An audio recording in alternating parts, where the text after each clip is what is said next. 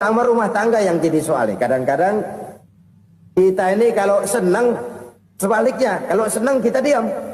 Kalem aja, cuek. Banyak banget duit kita, bawaan diam aja udah. Malah ketemu orang takut. Tapi begitu susah, sekampung tahu.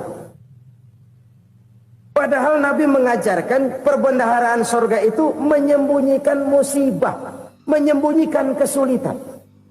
Kalau enak, cerita sama orang-orang. Kalau nggak enak, rasain sendiri, tekan sendiri, atasin sendiri. Kita kan sebaliknya. Senang kita diam, asal lagi susah, paling tidak kita nyari teman buat cerita kesusahan. Lewat begitu saja, padahal itu deposit akhirat. Satu. Yang kedua, perbendaharaan surga itu apa? Wa kitmanul musibah. Menyembunyikan kesulitan. Kadang orang takut menghadapi kesulitan. Tapi makin kita merenung, hidup ini kan sebenarnya urusan. Takut sama urusan, ya jangan hidup. Tandanya orang hidup itu kalau punya urusan. Urusan melupakan problem. Problem sering menimbulkan kesulitan. Kesulitan bukan untuk ditakuti, tapi untuk diatasi dan dicarikan jalan keluarnya. Siapa sih orangnya yang nggak pernah sulit-sulit? Makin tinggi status sosialnya, makin gede urusannya. Makin tinggi kualitas imannya, makin berat tingkat kesulitannya. Cuma memang yang namanya enak itu seperti pelangi. Biang lala itu nggak pernah di atas kepala kita, di atas kepala orang melulu. Lo sih enak lo, kata kita. Dia juga bilang yang enak kan lo. Pelangi itu nggak pernah di atas kepala kita. Kata tukang beca, aduh enak ya naik Mercy. Kata tukang beca, apa yang di dalam mobil Mercy? Aduh enak bener tukang beca, di jok ngeringkuk ngorok pules bener. Saya kamar pakai AC sejuk, tempat tidur sutra empuk, alga spring bed, gula kulik nggak bisa pules kalau belum minum Valium, belum tidur. Enak bener tukang beca, di jok ngorok nggak tahu wetan kulon. Si tukang becak bilang yang di Mercy enak, yang di Mercy bilang tukang becak enak. Inilah enak. Nggak pernah di atas kepala kita. Di atas kepala orang lain melulu enak itu. Nah, saudara-saudara, yang merupakan perbendaharaan surga itu orang yang bisa menyembunyikan kesulitan. Baik pribadi ataupun rumah tangga. Nih terutama rumah tangga yang jadi soalnya. Kadang-kadang kita ini kalau senang, sebaliknya, kalau senang kita diam. Kalem aja, cuek. Banyak banget duit kita, bawaan diam aja udah. Malah ketemu orang takut. Tapi begitu susah, sekampung tahu. Padahal Nabi mengajarkan perbendaharaan surga itu menyembunyikan musibah, menyembunyikan kesulitan. Kalau enak, cerita sama orang-orang. Kalau nggak enak, rasain sendiri, tekan sendiri, atasin sendiri.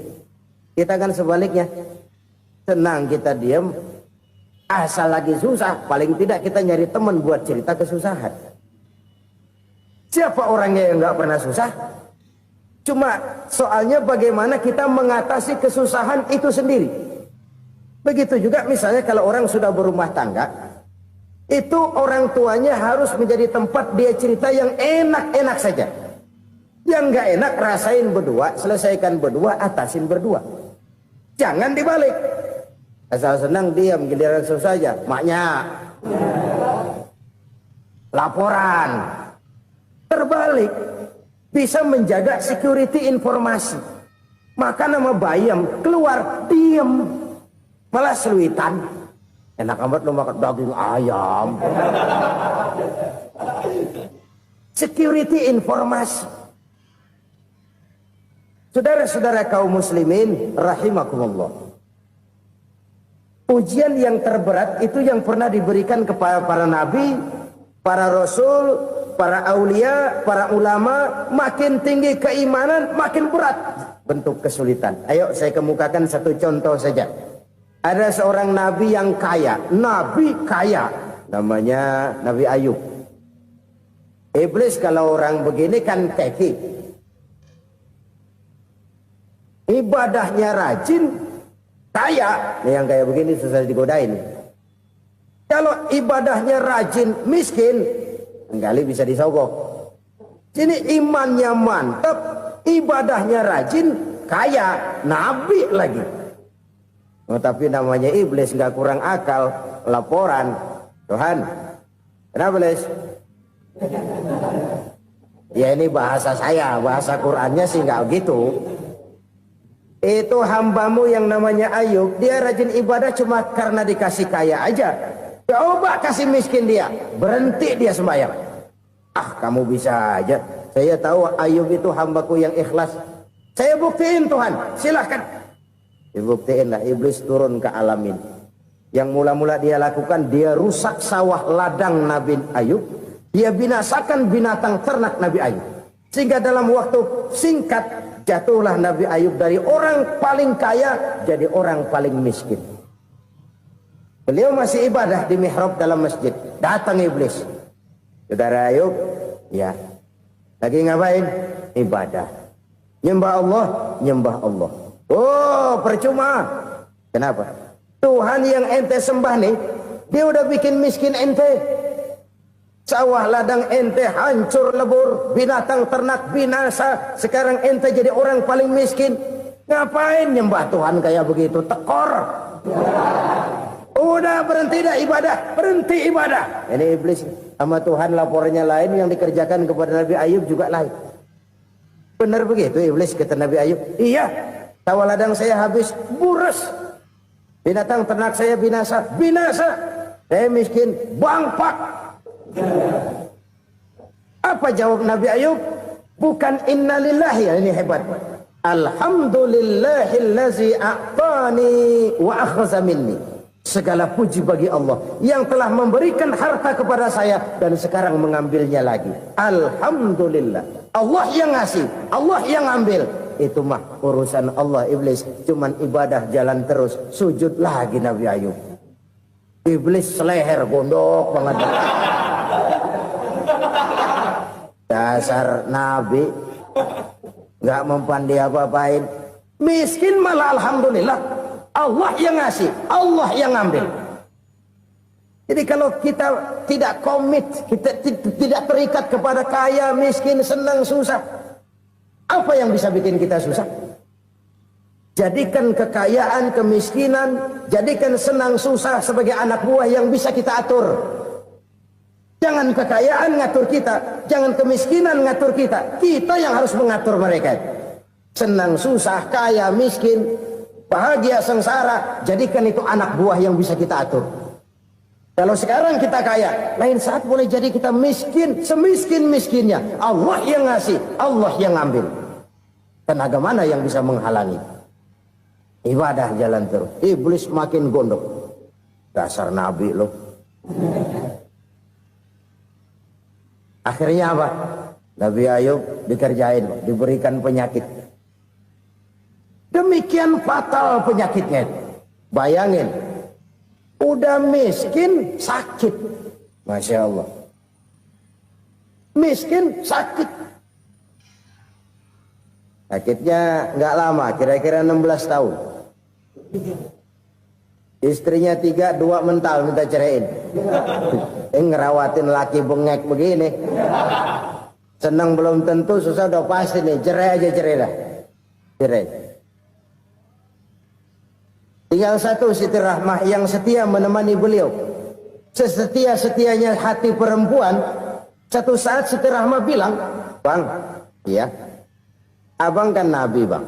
Lalu, namanya Nabi kan doanya jarang meleset bang. Maksud kamu minta kenapa sih sama Tuhan biar abang sembuh baik dah bang? Siti Rahmah, iya. Saya sakit berapa tahun sih dah? 16 tahun bang. Sebelum ini saya sehat berapa tahun? Ya kira-kira 60 tahun bang. Nah coba ente banding-bandingin Rahmah. Saya dikasih sehat 60 tahun. Dikasih sakit 16 tahun. Sudah nggak sabar. Mau doa kepada Allah minta sembuh. Saya malu. Malu kepada Allah. Diuji dengan yang luar biasa seperti ini. Tidak mengganggu stabilitas kehambaannya. Dia tetap menghamba kepada Allah subhanahu wa ta'ala. Saudara-saudara kaum muslimin rahimakumullah. Kunci menghadapi kesulitan itu apa? Allah jelaskan dalam satu ayat, wa basyiris sabirin alladzina iza asabathum musibah qalu inna lillahi wa inna ilaihi raji'un. Gembirakan orang-orang yang sabar. Siapa mereka itu? Yang apabila mendapat musibah mereka kembali kepada keyakinan dasar, segalanya dari Allah dan segalanya akan kembali kepada Allah. Ini konsepsi dasar dari sikap muslim dalam menghadapi berbagai kesulitan. Segalanya dari Allah, segalanya akan kembali kepada Allah. Kalau ini sudah kondisi dasarnya, maka kita akan lapang menghadapi kenyataan bagaimanapun pahitnya. Apakah itu namanya miskin, apakah itu namanya sakit, bahkan maut sekalipun. Maut sekalipun. Segalanya dari Allah, segalanya akan kembali kepada Allah. Ini sikap hidup, bukan sekedar ucapan. Kita kadang-kadang menjadikannya sebagai ucapan. Mulutnya sehingga berhenti, innalillahi wa inna ilaihi raji'un, tapi nangisnya terus gerung-gerungan. Bukan itu, ini kesadaran moral. Kalau segalanya dari Allah, segalanya kembali kepada Allah, kan sebenarnya cuma nunggu giliran. Hari ini saya nyembayangin dia, entah hari apa saya disembayangin orang. Hari ini saya antar dia ke kubur, entah hari apa orang nganterin saya ke kubur. Hari ini saya tahlilkan dia, entah nanti kapan orang tahlilkan saya. Segalanya dari Allah, segalanya akan kembali juga kepada Allah. Oleh sebab itu saudara-saudara, kesulitan bukan untuk ditakuti. Kesulitan justru untuk diatasi, dicarikan jalan keluarnya. Dan tidak ada orang yang tidak pernah mendapat kesulitan. Tidak ada. Semakin tinggi status sosial, semakin tinggi kualitas keimanan, semakin besar juga tingkat kesulitan. Hanya saja bagaimana cara kita mengatasinya. Dan Al-Quran menyatakan, inna ma'al usri yusra. Di balik kesulitan itu pasti ada kemudahan. Roda itu berputar. Karena itu Rasulullah sallallahu alaihi wasallam mengingatkan kepada kita, ta'arraf ilallahi firraha ya'rifka fisyiddah. Ingatlah kepada Allah di waktu kamu senang, supaya Allah ingat kepada kamu di waktu kamu susah. Kalau waktu senang kita ingat kepada Allah, kita susah, Allah tidak akan meninggalkan kita. Tapi kalau waktu senang kita jauh dari Allah, sujud tidak sempat, dengan masjid jauh, ketika senang kita lupakan Allah. Nanti begitu kita susah, Allah lupakan kita. Dan itu menyakitkan. Oleh karena itu orang-orang tua kita dulu bilang, kalau lagi sehat ingat-ingat lu bakal sakit nanti. Kalau lagi kaya ingat-ingat satu saat kita bakal jatuh miskin. Bahkan kalau lagi muda ingat-ingat kita bakal tua. Dan yang terpenting, kalau lagi hidup ingat-ingat kita bakal mati.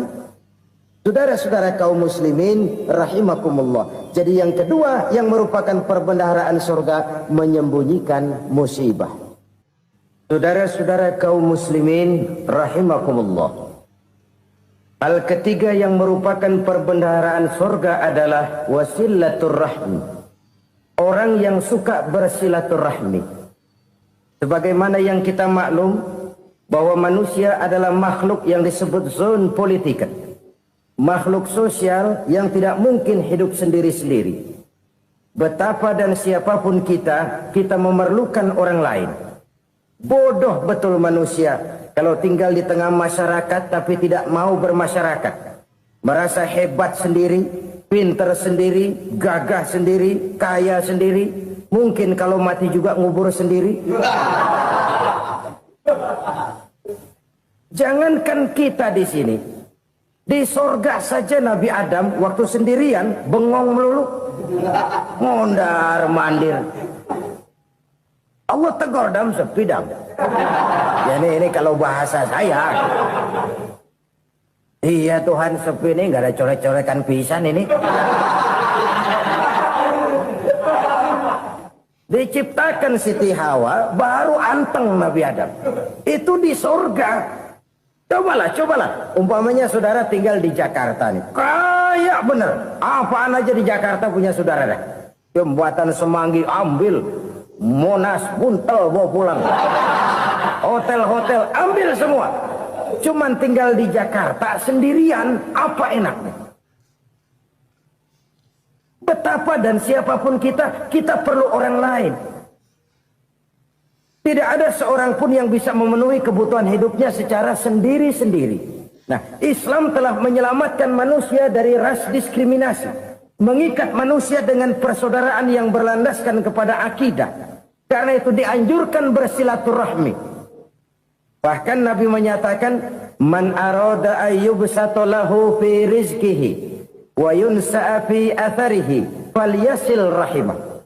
Siapa yang kepengen diluaskan rezekinya dan dipanjangkan usianya, banyaklah ia bersilaturahmi. Siapa yang kepengen dimudahkan rezekinya, hendaknya ia banyak bersilaturahmi. Kalau banyak teman, kesulitan kan paling tidak ada tempat cerita. Udah susah, sendirian kita pikirin diri, nggak ada tempat tukar pikiran. Cepet banget sama bengek. Dilawan sendiri. Nah, secara makro kita bisa berkata, tidak mungkin ada kemenangan kalau tidak ada kekuatan. Tidak ada kekuatan kalau tidak ada kesatuan dan persatuan. Tidak mungkin ada kesatuan dan persatuan tanpa semangat silaturahmi. Kalau umat Islam mau menang, dia harus kuat. Kalau umat Islam mau kuat, dia harus bersatu. Kalau umat Islam mau bersatu, dia harus membudayakan silaturahmi ini. Bahkan sampai-sampai kata Nabi, kalau bisa cari nilai tambah. Apa? Silman koto'ak. Bersilaturahmilah kau kepada orang yang marah denganmu. Masya Allah, indahnya ajaran agama kita. Orang yang marah pun kepada kita, kata Nabi, kalau bisa bersilaturahmilah kepadanya. Kepada orang yang marah itu. Di situ nilai tambah. Cuman jujur nih hadis, ngucapinnya gampang, ngamalinnya yang berat banget. Orang marah sama kita disuruh silaturahmi, ada apa malu? Lu marah, ada gua marahan lagi. Tunggu pikirin. Saudara-saudara kaum muslimin rahimakumullah. Tapi ini yang diajarkan, bahkan ini yang dicontohkan oleh baginda Rasul. Bagaimana begitu mudah, misalnya satu saat Abu Jahal ini ngatur strategi bagaimana bikin Muhammad celaka. Dia gali lubang di depan tempat tidurnya. Dia tutupin daun korma. Terus dia panggil seseorang, ke sini. Kasih tahu Muhammad, pamannya sakit keras, minta ditengokin. Berangkat orang ini ke sana. Muhammad, labbaik. Pamanmu sakit keras, dia minta ditengokin. Baik, saya akan datang menjenguk beliau. Berangkatlah Nabi ke rumah Abu Jahal tanpa prasangka apapun. Abu Jahal udah pasang setil, selimut 3 rangkap setengah dipakai, persis kayak orang meriang. Tapi sembari ngintip dari balik selimut, begitu Muhammad buka pintu, nah masuk perangkap nih. Muhammad jalan menuju tempat pembaringan. Makin lama makin dekat, makin lama makin dekat, makin dekat ke lubang yang dipasang oleh Abu Jahal itu. Dalam hati Abu Jahal, terus dah jatuh, mampus dah lo ini. Mampus lo hari ini nih. Apa yang terjadi? Malaikat Jibril datang. Muhammad, pamanmu cuma pura-pura sakit. Di depan tempat tidurnya ada lubang perangkap supaya kamu jatuh ke situ. Sudah, kamu pulang. Balik kanan Nabi. Sudah hampir jatuh ke lubang, balik kanan, pulang. Bayangin kecewanya Abu Jahal. Muhammad dikit lagi, Muhammad dikit lagi. Enggak paman, saya pulang aja. Emosi bangun dari tempat tidur, enggak sadar kalau lagi pura-pura sakit. Lompat ngejar Nabi, dia lupa dengan lubang yang dia gali. Serak, nyemplung sendiri ke dalam lubang.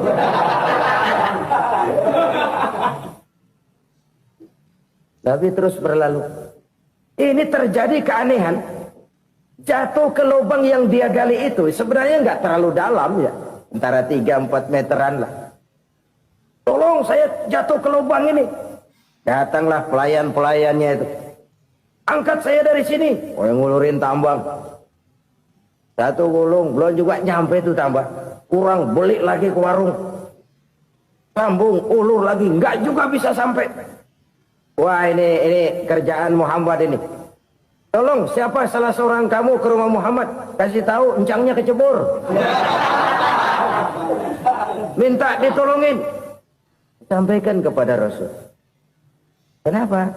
Pamanmu jatuh ke lubang, Muhammad minta tolong diangkatin. Hambang udah nyambung-nyambung gak nyampe juga. Ya, nanti saya datang, saya tolong. Coba. Nyata-nyata orang berniat jahat mau mencelakakan dia. Datang dia menolong. Ini yang disebut air tuba dibalas air susu ya ini. Bukan sebaliknya. Air tuba dibalas air susu.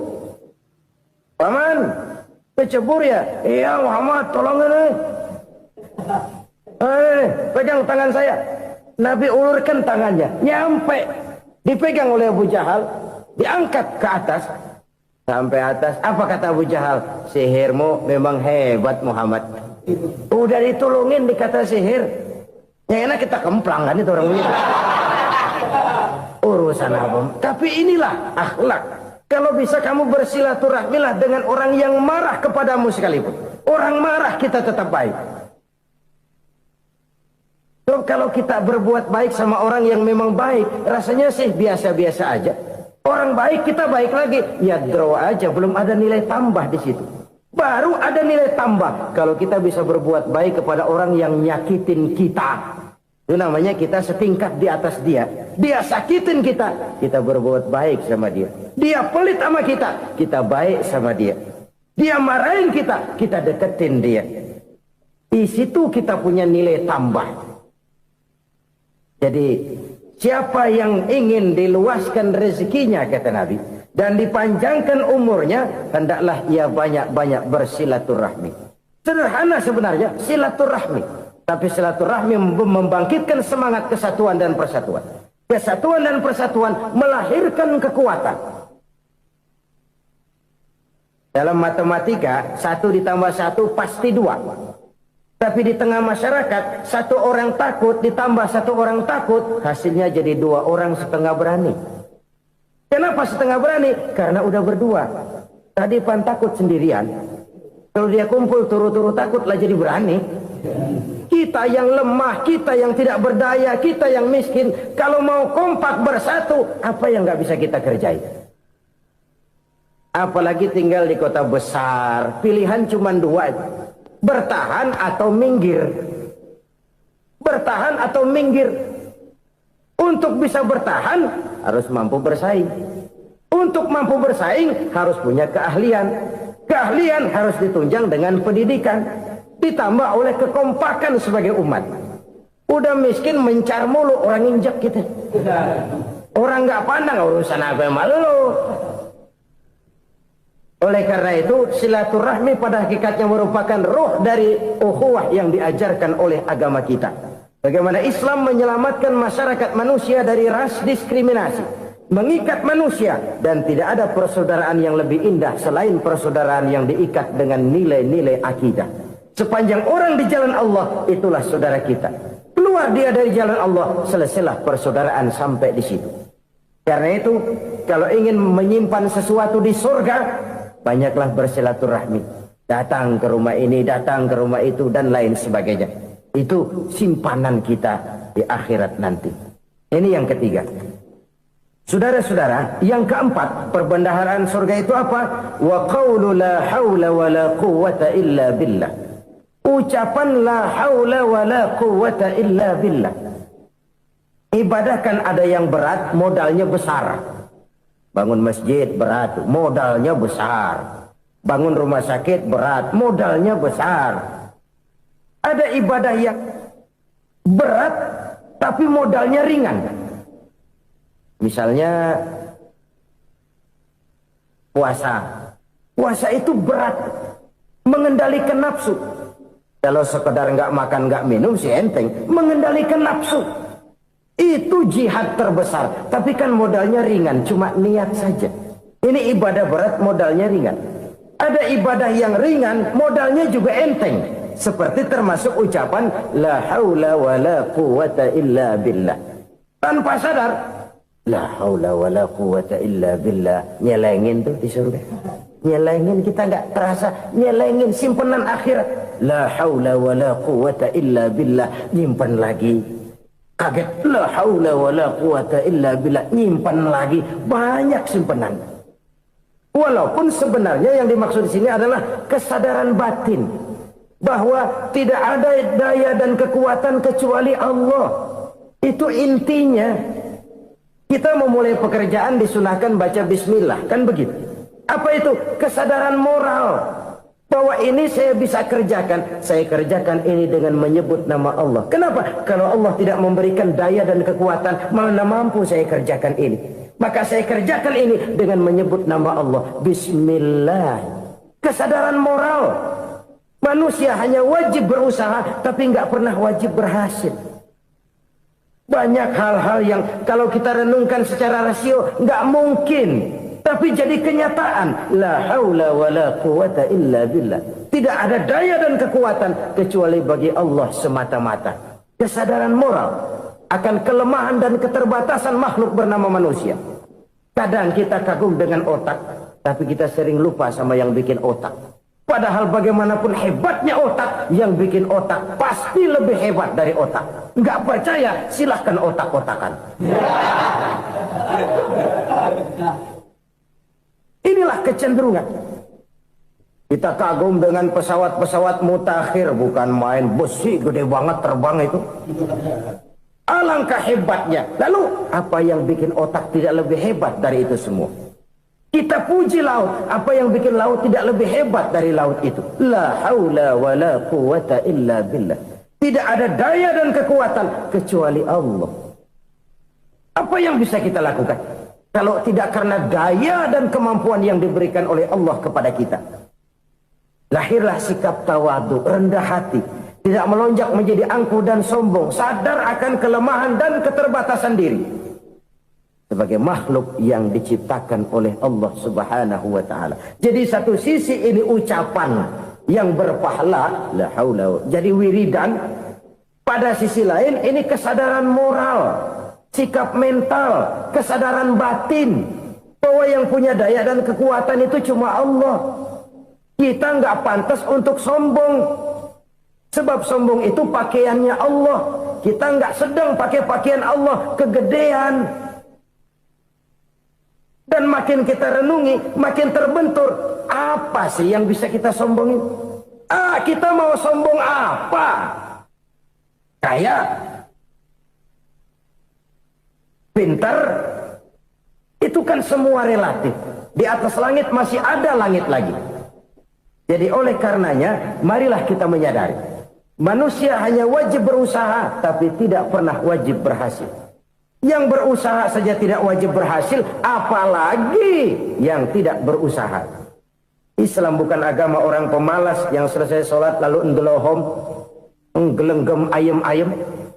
Tapi Islam bukan agama orang sombong yang setelah berusaha lalu tidak memerlukan Allah. Kita bisa saja bikin proyeksi, tahun sekian kita bakal panen besar menurut perhitungan otak. Tapi ada kejadian lain. Apa? Tikus ngambek. Habis itu dimakanin tikus, panen gagal. Proyeksi rasional gagal oleh tikus-tikus yang ngambek itu. Bisa saja terjadi. Tahun depan kita panen besar, urung. Kenapa? Musim panas panjang. Dan sekarang ini koran-koran bikin berita musim mengalami penyelewengan. Bukan cuma manusia yang nyeleweng sekarang. Musim pakai nyeleweng. Mestinya kan musim hujan udah selesai, masih hujan-hujan juga. Musim. Nah sekarang kita boleh bikin proyeksi, kita bakal panen besar. Tahu-tahu musim panas panjang, sawah retak, air kering. Cari teknokrat yang paling botak, suruh pendekin tuh musim panas. La haula wa la quwata illa billah. Inilah kesadaran moral. Saudara, saya teringat satu saat ada seorang konglomerat. Umurnya ya kira-kira 70-an. Satu saat dia ditanya oleh wartawan, "Pak, umur Bapak berapa sih?" "Ya paling 10 tahun." 10 tahun? 10 tahun? Anak Bapak berapa orang? Satu. Satu saja? Satu. Harta Bapak berapa? Ya paling-paling bangsa 7 juta kali. 7 juta? Iya. Pak, kenapa Bapak bohongi saya? Bapak punya buku biografi. Koran-koran, majalah-majalah banyak memuat cerita riwayat hidup Bapak. Saya tahu umur Bapak 70. Kenapa bilang cuma 7 tahun? Saya tahu anak Bapak 8. Kenapa cuma bilang 1? Saya tahu harta Bapak miliaran, mungkin triliunan. Pabrik di mana-mana, bank di mana-mana. Kenapa bilang uang Bapak cuma 7 juta? Nah, kata si konglomerat tadi, kamu benar nak, kamu benar. Umur saya kalau jumlahnya memang 70 nak. Cuman ingat-ingat saya, baru 7 tahun terakhir ini saya sujud. Baru 7 tahun terakhir ini saya berusaha dekat dengan Allah. Saya laksanakan perintahnya, saya jauhi larangannya. 7 tahun inilah rasanya yang ada nilainya di hadapan Allah. Yang 63 tahun matong, kelabu, kelem umur gue. Habis untuk maksiat, untuk munkarat. Maka ketika ditanya tadi, umur saya 7 tahun itu. Oh begitu Pak. Oh iya. Lalu anak Pak. Anak Bapak kan 8. Kenapa bilang cuma 1? Nah, kalau jumlah hitungannya memang anak saya 8. Tapi dari 8 orang ini rasanya cuma 1 nih. Yang bakal jadi buah hati, belahan jantung. Pelanjut cerita, penerus sejarah. Bakal jadi anak soleh yang akan mendoakan saya. Cuma 1 rasanya anak saya ini yang bakal jadi buah hati saya. Besar-besaran saya. Yang akan mendoakan di kubur saya. Yang akan mendoakan di akhirat saya.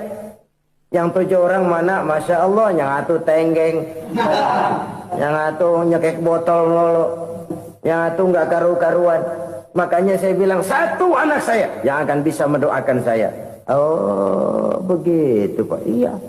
Nah harta Pak, harta Bapak kan triliunan. Pabrik Bapak di mana-mana. Uang Bapak hampir di tiap bank-bank besar. Kenapa bilang cuma 7 juta? Betul kau nak. Harta saya kalau jumlahnya memang miliaran, triliunan mungkin. Tapi yang saya ingat baru 7 juta tuh yang saya belanjakan di jalan Allah. Saya nyumbang masjid, saya santuni yatim piatu, saya bantu pembangunan pesantren, saya bantu pembangunan rumah sakit Islam. Itu yang akan saya bawa pulang ke akhirat, yang 7 juta itu. Yang triliunan itu nanti akan direbutkan oleh anak-anak saya sebagai waris saya. Jadi harta saya 7 juta itu yang bakal nemenin saya di akhirat, yang akan saya bawa pulang jadi teman saya. Saudara-saudara kaum muslimin, jangan-jangan orang tua itu adalah kita-kita ini. Jangan-jangan kita-kita ini adalah orang tua itu. Jangan-jangan itu potret dari diri kita masing-masing. Dari sekian umur yang diberikan Allah, berapa tahun yang ada nilainya di hadapan Allah. Dari sekian anak-anak yang merupakan amanah, berapa yang akan mendoakan kita sebagai orang tuanya menjadi anak soleh. Dari sekian banyak harta yang diberikan Allah, berapa yang akan kita bawa pulang menghadapnya nanti, yang kita belanjakan di jalan Allah. Ini sebuah potret kehidupan. Karena itu kita kembali kepada la haula wa la quwwata illa billah. Kita wajib berusaha, kita wajib berikhtiar. Selebihnya segala daya dan kekuatan hanya milik Allah saja semata-mata. Satu kesadaran batin dari setiap pribadi muslim. Setelah ia berusaha dan berikhtiar, ia menyerahkannya kepada Allah Subhanahu wa ta'ala. Jadi satu sisi ini merupakan wiridan ucapan yang mengandung pahala. Pada sisi lain ini merupakan sikap batin dari seorang muslim di dalam ia menghadapi realitas kehidupan ini. Saudara-saudara kaum muslimin rahimakumullah. Kalau ini kita jadikan satu basis kehidupan, maka ini akan menyelamatkan manusia dari kemungkinan tergelincir menjadi orang yang lupa diri dan lupa darat. Sebab itu Imamul Ghazali berpesan, jadidis safinah fa innal bahra amiq wa khuziz zad fa inna safara ba'id wa khaffifil hamla fa innal hamla sadid. Perbarui selalu kapalmu karena lautan sangat dalam. Bawa bekal yang banyak karena perjalanan ini sangat jauh. Ringankan beban karena kebanyakan beban akan menyakitkan. Alangkah indah kalimat ini, alangkah dalam makna yang terkandung di sana. Perbarui selalu kapalmu karena lautan sangat dalam. Apa artinya ini? Jaga mentalmu baik-baik. Pelihara imanmu baik-baik. Karena hidup penuh cobaan. Seperti lautan. Kita kalau berlayar di lautan kan kadang-kadang tenang. Angin bertiup sepoi-sepoi basah. Jika malam datang bintang gemintang bertabur menghias cakrawala. Rembulan memantulkan sinarnya dengan indah. Dalam keadaan begitu berlayar enak. Tapi lain saat ombak menggunung, halilintar menyambar, angin topan bertiup. Berapa banyak sudah saudara-saudara kita yang tenggelam di lautan dunia tanpa sadar bahwa dia belum sampai kepada pantai yang akan dituju. Berapa banyak sudah saudara-saudara kita yang tenggelam di lautan dunia ini tanpa sempat bangkit lagi. Dia menyangka sudah sampai kepada tujuannya. Hati-hati kapal jangan sampai bocor karena lautan sangat dalam. Iman ini jaga baik-baik karena hidup penuh dengan ujian. Wa khuzizat fa inna safara ba'id. Bawa bekal yang banyak karena perjalanan sangat jauh. Saudara mau ke Bandung, bawa duit. Saudara mau ke Surabaya, banyakkan lagi duitnya. Saudara mau ke Mekah, gepokan, iketan tuh duit nggak lembaran lagi. Makin jauh perjalanan, makin banyak bekal yang harus kita bawa. Kalau saudara dari Jakarta mau ke Surabaya, kagak bawa duit berangkat juga, itu sih bukan berani namanya, nekat. Sampai Surabaya belum tentu, sengsara di jalan udah pasti. Kenapa? Nggak bawa bekal berangkat. Sama juga kita nih, misalnya belum sempat sembahyang, mati. Waduh, berani banget orang. Belum punya bekal, mati. Sengsara di jalan. Atau bekal tidak cukup. Dari Jakarta saudara mau ke Surabaya, bawa duit 500 perak. Paling jauh Cikampek nyampenya itu. Paling jauh itu. Antara jauhnya perjalanan dengan bekal yang saudara bawa tidak seimbang. Hidup ini perjalanan panjang. A walking tour. Dimulai dari alam arwah. Sebelum jasad diciptakan, roh diciptakan lebih dulu. Dari situ pindah ke alam rahim. Dari alam rahim pindah ke alam dunia. Dari alam dunia pindah ke alam barzah. Baru menuju akhirat. Satu perjalanan panjang. Kalau bekal tidak bawa, sengsara di jalan. Bawa bekal yang banyak karena perjalanan ini sangat jauh. Wa khaffifil hamla, ringankan beban karena beban itu cuma akan menyulitkan. Kalau bekal itu sih keperluan, tapi beban nggak kita perluin, cuma ngeberat-beratin. Apa ini beban? Dosa. Kecurangan, kebatilan, kesoliman, ketidakadilan, kesewenang-wenangan. Itu akan jadi beban kita di akhirat. Alangkah celakanya, perjalanan panjang, bekal tidak bawa, beban kelewat banyak. Alamat sengsara di jalan. Pahala tidak ada, dosa berlipat ganda. Na'udzubillah, summa na'udzubillah. Kalau kita rangkum nasihat Al-Ghazali dengan kisah si konglomerat tadi, kita akan mengambil kesimpulan. Pertama, bekal terbaik dalam menghadapi gejolak kehidupan ini tidak lain adalah iman. Yang kedua, pahala dan dosa. Dua hal kontroversial. Pahala adalah bekal, dosa adalah beban. Tapi kita sekarang kan tidak begitu terangsang kepada yang abstrak. Orang berlomba mencari yang konkret-konkret saja. Yang real. Kalau memang dosa, benjol dong. Kira-kira begitu. Kira-kira begitu. Persis orang Yahudi dulu. Orang Yahudi itu kan pernah minta kepada Nabi Musa. Ya Musa, lan nu'mina laka hatta narallaha jahrah. Musa, kami nggak bakal mau beriman kepada Allah kalau belum kami lihat Allah ada nongkrong di depan kami. Kalau memang Tuhan ada, taruh dong di depan kami. Mau yang konkret-konkret saja. Kalau memang dosa, benjol dong. Kalau memang pahala, berasa dong. Orang terangsang kepada yang real, yang konkret-konkret saja. Karena itu, untuk mengejar dosa, orang mau bayar.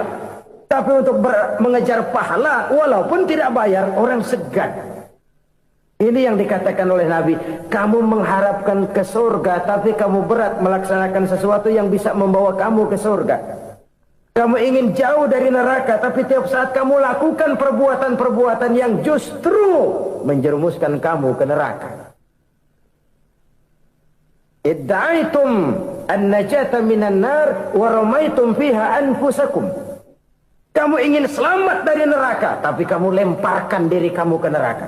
Kamu ingin masuk surga, tapi berat sekali kamu melakukan perbuatan-perbuatan yang bisa menyampaikan kamu di surga. Saudara-saudara kaum muslimin rahimakumullah. Jadi hal keempat yang merupakan perbendaharaan surga adalah la haula wa la quwwata illa billah. Satu sisi ini merupakan ucapan yang memperberat timbangan akhirat. Pada sisi lain ini merupakan sikap hidup seorang muslim. Kesadaran batin yang sangat dalam bahwa tidak ada daya dan kekuatan kecuali Allah. Dan itu kita simbolkan pada saat memulai pekerjaan dengan Bismillah. Dengan menyebut nama Allah. Satu kesadaran moral. Saya hanya bisa melakukan ini karena diberikan daya dan kekuatan oleh Allah. Lahirlah sikap tawadu, rendah hati, tidak melonjak menjadi angkuh dan sombong. Saudara-saudara, sampai sini dulu jumpa kita kali ini. Semoga 4 perbendaharaan surga ini dapat kita lakukan, yang kelak akan merupakan bekal kita di kemudian hari nanti. Amin ya rabbal alamin. Bapak-bapak, ibu-ibu, saudara-saudara kaum muslimin rahimakumullah. Di dalam kehidupan kita sebagai seorang muslim, minimal 5 kali dalam sehari semalam kita mendengar seruan untuk mendirikan solat yang disebut azan. Ada kalimat menarik di dalam kalimat azan itu, yakni seruan hayya 'alal falah, marilah menuju kepada keberuntungan, marilah meraih kemenangan. Seruan ini adalah kecenderungan dari setiap manusia, apapun warna kulitnya. Artinya, setiap orang dalam hidup selalu ingin meraih dan mencari kemenangan. Kemenangan akan melahirkan kepuasan batin, dan kepuasan batin memberikan kebahagiaan. Sedangkan kekalahan melahirkan penderitaan batin, dan penderitaan batin menjerumuskan seseorang di dalam berbagai bentuk kerugian. Jikalau inilah seruan azan, maka masalahnya ialah apa yang menyebabkan kita meraih kemenangan. Al-Quranul Karim memberikan tuntunan dan ajaran kepada kita bahwa orang-orang yang memperoleh kemenangan itu tidak lain adalah orang-orang yang bertakwa. Hanyalah mereka yang bertakwa kepada Allah Subhanahu wa ta'ala pada akhirnya akan tampil sebagai pemenang. Lalu siapa orang yang bertakwa itu? Dijelaskan dalam awal-awal Al-Baqarah, orang yang bertakwa yang akan meraih kemenangan. Pertama, allazina yu'minuna bil ghaib, yaitu orang-orang yang beriman kepada yang gaib. Percaya bahwa ada alam yang gaib, alam yang abstrak, alam yang tidak bisa dijangkau oleh salah satu daripada panca indera kita. Mereka percaya dan beriman kepada adanya malaikat, beriman kepada adanya iblis dan jin, beriman kepada adanya alam kubur, beriman kepada adanya alam mahsyar, beriman kepada adanya alam akhirat, beriman kepada adanya surga dan neraka. Beriman bukan cuma sekedar beriman dalam ucapan bibir saja, tetapi beriman yang nilai iman itu mampu mewarnai gerak dan gaya hidupnya. Iman yang meresap sampai ke tulang sumsum, kemudian memberikan dampak positif di dalam kehidupan manusia. Alam, kita tahu, adalah sesuatu yang selain Allah, dan Allah bukanlah alam. Apapun namanya selain daripada Allah, itu adalah alam. Alam pada hakikatnya terbagi menjadi dua. Ada alam syahadah, alam nyata, alam konkret, alam yang bisa dijangkau oleh salah satu indera kita. Kemudian ada alam ghaib, alam yang tidak bisa dijangkau oleh panca indera kita, alam metafisika, alam abstrak, alam yang wajib kita imani keberadaannya. Kita percaya bahwa malaikat itu ada. Kita percaya kepada jin, bahwa jin itu ada. Kita percaya kepada adanya iblis dan setan. Bukan percaya kepada iblis dan setannya, percaya bahwa iblis dan setan itu ada. Itu termasuk salah satu daripada sifat orang yang bertakwa kepada Allah. Saudara-saudara kaum muslimin rahimakumullah, kecenderungan pembangunan yang lebih bersifat materialistis biasanya menggeser aspek kehidupan rohani. Orang berpikir empiri, dan dalam pola pikir yang demikian maka alam gaib tidak lagi mendapat perhatian. Aspek kehidupan yang bersifat rohaniah malah mulai ditinggalkan. Akibatnya terjadilah kepincangan di dalam kehidupan kita. Pernah ada satu pengalaman pribadi dalam perjalanan kembali ke tanah air.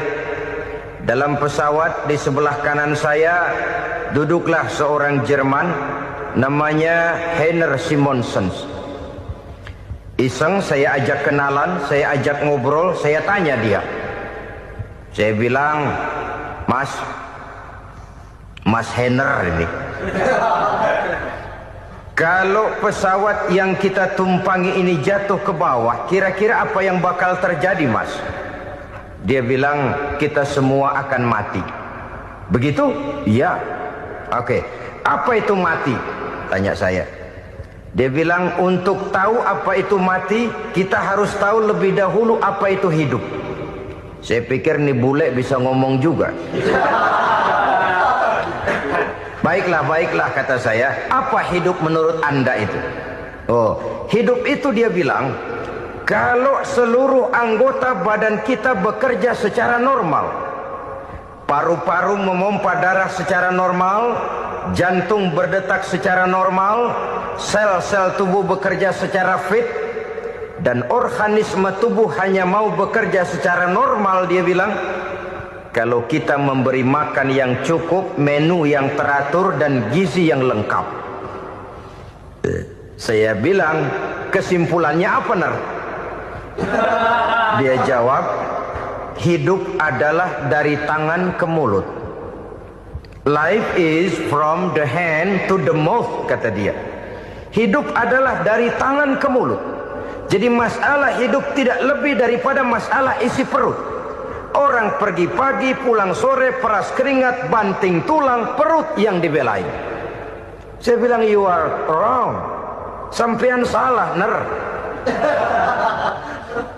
Kamu orang Islam bukan? Bukan. Pantas.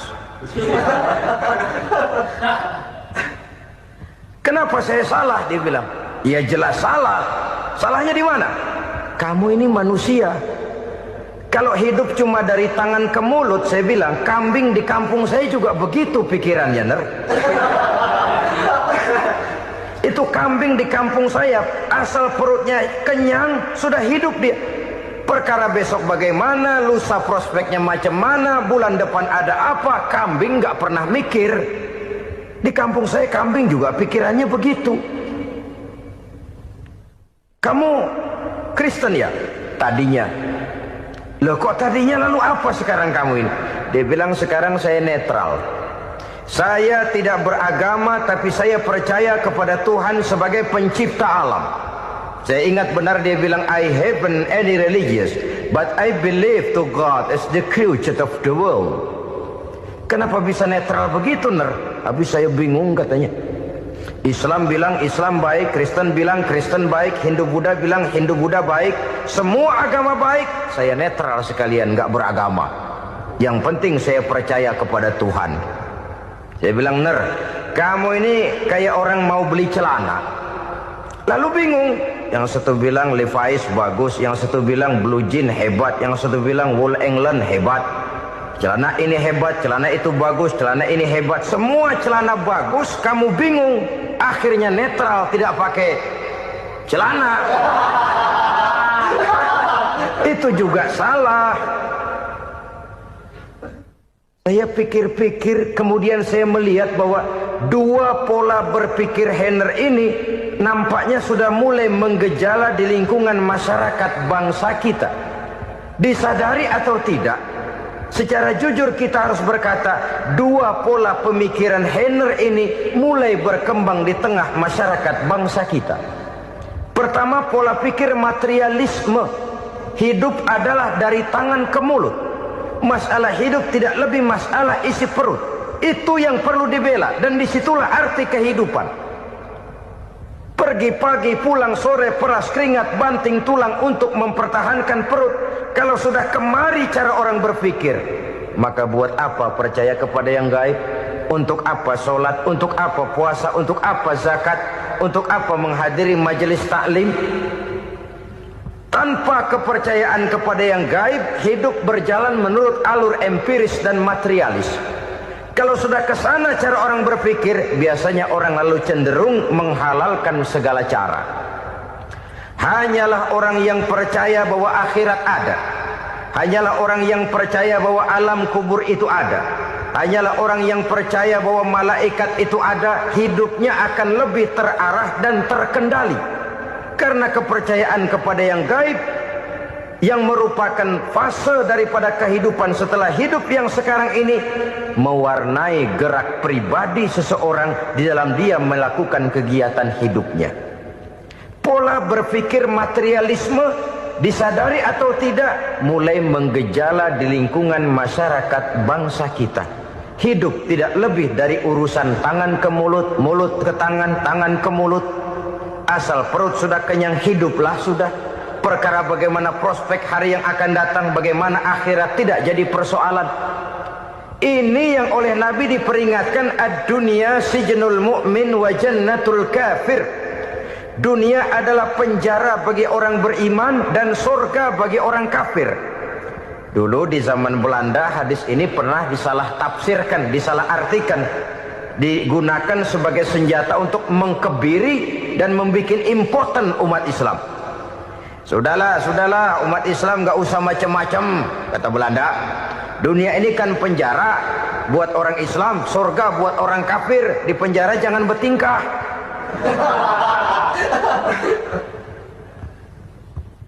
Pengertiannya tidak begitu. Dunia adalah penjara bagi orang mukmin. Artinya dalam kehidupan dunia seorang mukmin tidak bebas memperturutkan hawa nafsunya. Di penjara hawa nafsunya itu. Sebaliknya surga bagi orang-orang kafir. Buat orang kafir surgalah dunia ini. Mereka bebas memperturutkan hawa nafsunya. Dilarang tidak terlarang, dicegah pun tidak tercegah.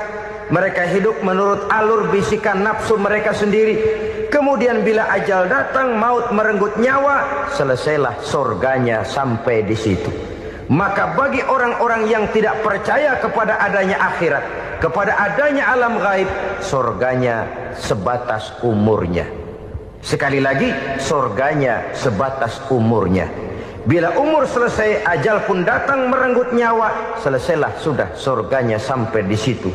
Alangkah pendeknya perjalanan orang-orang yang tidak percaya kepada alam gaib ini. Bagi kita mukmin, jikalau kita mampu memenjarakan hawa nafsu, kita bisa bahagia di dunia ini. Dan Islam memang tidak menyuruh kita sengsara di dunia. Raih dunia, kejar dunia, gapai dunia sebagai alat untuk mencapai kebahagiaan di akhirat nanti. Hidup adalah satu perjalanan panjang yang terbentang sejak kita terlahir dari alam rahim sampai kepada alam akhirat nanti. Andai kata kita gagal meraih kebahagiaan di dunia, toh kita masih punya akhirat. Tapi jangan jadi dalil yang melemahkan semangat. Biarin dah kita di dunia kebelangsak, yang penting akhirat. Akhirnya dunia benar-benar kebelangsak.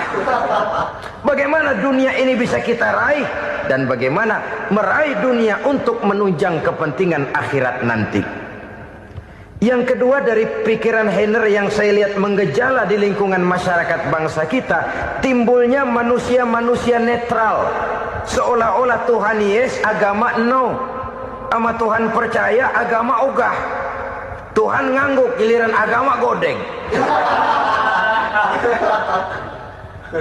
Padahal hampir dalam setiap ayat dalam Quran, kata-kata amanu biasanya bergandeng dengan wa amilus sholihat, iman dan amal soleh. Ini sebagai isyarat Tuhan dan agama jangan pernah dipisah-pisah. Apabila kita bertuhan, maka kita harus beragama. Apabila kita beragama, maka agama itu harus bersumberkan dari Tuhan yang kita imani itu. Tidak mungkin kita pisah, Tuhan yes, agama no.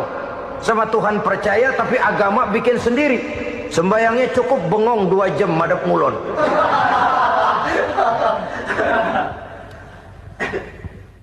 Saudara-saudara kaum muslimin rahimakumullah. Jadi dengan demikian, agama yang kita akui merupakan unsur mutlak di dalam pembangunan sekarang ini, merupakan bagian dari kehidupan yang menuntun kita bahwa di balik alam nyata ini, di balik alam syahadah ini ada alam gaib. Dan mudabbir, murabbi, yang mengatur, yang menguasai, yang memelihara baik dia alam nyata, baik dia alam gaib, tidak lain adalah Allah Subhanahu wa taala.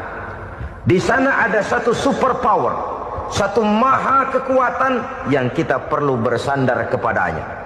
Sebagai makhluk nyata yang hidup di alam nyata, berbuatlah secara nyata sebagaimana harusnya kita berbuat. Karena Islam jelas bukan agamanya orang pemalas. Islam jelas bukan agamanya orang yang mengajarkan setelah selesai sholat boleh duduk, nggelenggem ayam-ayam, ndelohom, menghitung bintang di langit sambil menunggu keajaiban. Tidak. Islam adalah agama yang mengajarkan apabila sholat sudah selesai kamu kerjakan, bertebaranlah di permukaan bumi, cari karunia Tuhanmu. Jangan hidup berpangku tangan menunggu keajaiban. Karena hidup bukan undian. Jangan berharap untung besar tanpa mau peras keringat. Tapi di sebalik itu toh kita juga harus yakin bahwa di sisi usaha nyata yang kita lakukan ada satu super power, satu maha kekuatan gaib yang menentukan berhasil dan tidaknya usaha kita. Kepercayaan kepada hal semacam inilah yang mendorong kita untuk mempunyai sandaran vertikal, agar jikalau usaha ini berhasil, kita tidak lupa diri dan lupa daratan. Jikalau usaha ini gagal, kita tidak putus asa dan buruk sangka, tidak cupik pandangan dan sempit hati, tapi mampu melihat persoalan dengan kacamata putih sambil husnuzon kepada Allah Subhanahu wa ta'ala. Kita percaya malaikat itu ada. Ada yang namanya raqib dan atid, mengawasi gerak hidup kita sampai kepada gerak hati kita. Ini memberikan sugesti agar kita berhati-hati. Tidak sejengkal tanah pun kita bisa berlindung dari pengawasan raqib dan atid. Ada munkar nakir yang akan menyoal kita di alam kubur. Ada malaikat Malik, penjaga neraka. Ada malaikat Ridwan yang menjaga surga. Kita percaya kepada adanya jin, kita percaya kepada adanya setan, iblis. Percaya kepada adanya, bukan mempercayai si setan, si iblis lalu menjadikannya sebagai teman. Tidak. Percaya bahwa mereka itu ada dan merupakan makhluk Allah yang gaib, yang diciptakan Allah Azza wa Jalla. Kepercayaan kepada alam gaib memberikan motivasi terhadap gerak lahir manusia, sehingga dengan motivasi kepercayaan kepada yang gaib, gerak lahir jadi lebih terarah, jadi lebih terpelihara. Pernah seseorang bertanya, "Pak, apakah adanya akhirat bisa dibuktikan secara ilmiah?" Saya bilang tidak bisa, tidak bisa. Kenapa? Karena yang berangkat nggak pernah pulang kemari lagi. Kalau dia pulang kemari bisa kita tanya bagaimana enak di sono. Cuma secara moral saya katakan, lebih beruntung orang yang percaya kepada akhirat daripada yang tidak. Sekarang saudara percaya akhirat ada, lalu saudara baik-baik di dunia, sholat, puasa, zakat, menolong orang lain, menebarkan kebajikan. Saudara mati, andai kata akhirat tidak ada, toh dalam hidup saudara sudah berbuat baik, paling tidak nama saudara akan dikenang sebagai orang baik. Sebaliknya, saudara percaya, kata saya, bahwa akhirat tidak ada, lalu hidup semau-maunya, tenggelam dalam maksiat dan munkarat, menentang Allah, tidak mau ruku dan sujud. Lalu saudara mati, kemudian akhirat ada. Ayo, mau apa? Bekal tidak punya. Jadi secara moral lebih beruntung orang yang percaya kepada adanya akhirat daripada yang tidak percaya. Dan itu alam gaib yang tidak bisa dibuktikan secara eksat. Jangankan untuk membuktikan seperti itu, dalam kehidupan sehari-hari saja yang kita rasakan tidak selalu berbentuk toh. Angin, bagaimana sih bentuknya angin? Kita tidak tahu. Merah, buktinya kalau dikerok merah. Yang merah itu kulit, yang kulit kita bukan anginnya. Sakit, rasa sakit itu ada, tapi bagaimana bentuk sakit kita nggak pernah tahu. Kalau kita makan cabai pedas, bagaimana bentuk pedas itu tidak ada, tapi rasa ada. Bentuk pedas hijau, cabainya bukan pedasnya. Tidak semua yang kita rasakan bisa kita gambarkan dalam bentuk yang konkret. Oleh karena itu, sekali lagi bahwa kepercayaan kepada alam yang gaib mampu memberikan satu sugesti yang menata kehidupan seseorang lebih lurus, lebih terarah, dan lebih terkendali. Maka wajar kalau kepercayaan kepada yang gaib mengantarkan seseorang untuk meraih kemenangan. Kenapa? Dia percaya kepada yang gaib, bahwa akhirat ada, bahwa alam kubur ada, bahwa pertanggungan jawab itu ada. Maka dia lalu tidak hidup saenae udele dewe, itu loh. Tidak hidup menurut seleranya sendiri, terarah, teratur. Ini cirinya yang pertama. Orang bertakwa yang akan meraih kemenangan, mereka beriman, mereka percaya kepada yang gaib. Bahkan hal-hal konkret saja selalu berangkat dari yang gaib. Saudara-saudara, para remaja, para pemuda sekarang ini tidak pernah tahu toh siapa yang akan jadi teman hidup saudara. Kita bisa saja ngerancang, mentargetkan, tapi toh akhirnya yang namanya jodoh bukan kekuasaan kita. Rezeki di luar kemampuan kita. Begitu juga ajal, maut, jodoh, ajal adalah contoh-contoh konkret bahwa pada akhirnya yang gaiblah yang menentukan. Bertahun-tahun ngelancong, emang jodoh seret nggak jadi.